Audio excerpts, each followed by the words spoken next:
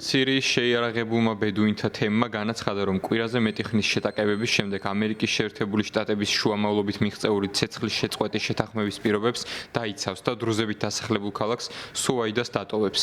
ბედუინებს ქალაქის დატოვებისკენ სირიის დროებითმა პრეზიდენტმა აჰმედ ალ-შარაამაც მოუწოდა და ხაზი გაუსვა, რომ არავის შეუძლია შეცვალოს სახელმწიფო და მისი როლი ქვეყნის საქმეების მართვასა და უსაფრთხოების შენარჩუნებაში.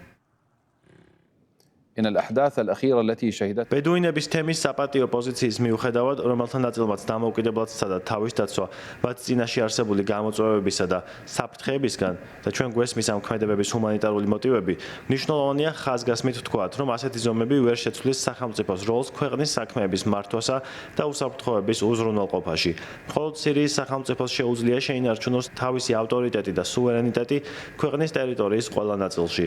მადლობას ვუხდით ბედუინებს მათი გმირული პოზიციისთვის, მაგრამ მოუწოდებთ სრულად დაიცვან ცეცხლის შეწყვეტის შეთანხმება და დაემორჩილონ სახელმწიფოს ბრძანებებს.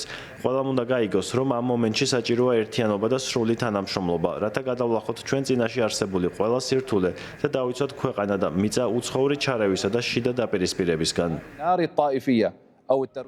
ეთნიკური დრუზებით დასახლებულ სამხრეთ სირიაში ბედუინებთან შეტაკებები 13 ივლისს ადგილობრივი უთანხმოების გამო დაიწყო.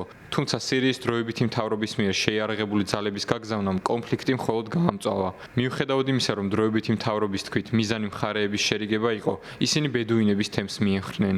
4 დღიან სამხედრო დაპირისპირებას ასობით მშვიდობიანი მოქალაქე ემსხვერპლა, ხოლო 10,000-ობით ადამიანი იძულებით გადაადგილებულ პირად იქცა. გაერთიანებული ერების ორგანიზაციამ განაცხადა, რომ მიიღეს ცნობები ადამიანების უფლებების დარღვევის შესახებ, კერძოდ სიკვდილით დასჯის, ადამიანების მკვლელობის, გატაცებისა და კერძო ქონების განადგურების შესახებ. საზღვართან მიმდინარე მდგომარეობა არ გამორჩენია ისრაელის მთავრობას, რომელიც ეთნიკური დრუზების მიმართ დადებითადაა განწყობილი. მათ დაგმეს სირიის მთავრობის ქმედებები და დედაქალაქ დამასკოს ცენტრში თავდაცვის სამინისტროს შტაბ-ბინა დაბომბეს. ისრაელის ჩარევის შემდეგ სირიის მთავრობამ ქალაქის დატოვების გადაწყვეტილება მიიღო, თუმცა 18 ივლისს დაბრუნება მოუწიათ მას შემდეგ, რაც ბედუინთა შეიარაღებული ჯგუფები სუაიდაში კვლავ შეიჭრნენ. საჰაერო იერიშები ისრაელმა 19 და 20 ივლისსაც მიიტანა.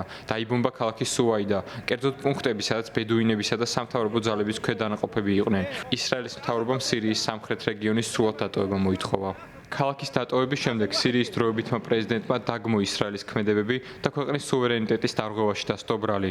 მისივე თქმით, ქალაქ სუაიდაში ახლა წითელი ნახევარმთვარის კოლონა დაზარალებულთათვის ჰუმანიტარული დახმარების გასაწევად მიემართება. დღეს მსოფლიოში მილიონი დრუზის ნახევარზე მეტი სწორედ სირიაში ცხოვრობს. ისინი ასევე სახლობენ გოლანის მაღლობებში, რომელიც ისრაელმა 1967 წელს დაიკავა.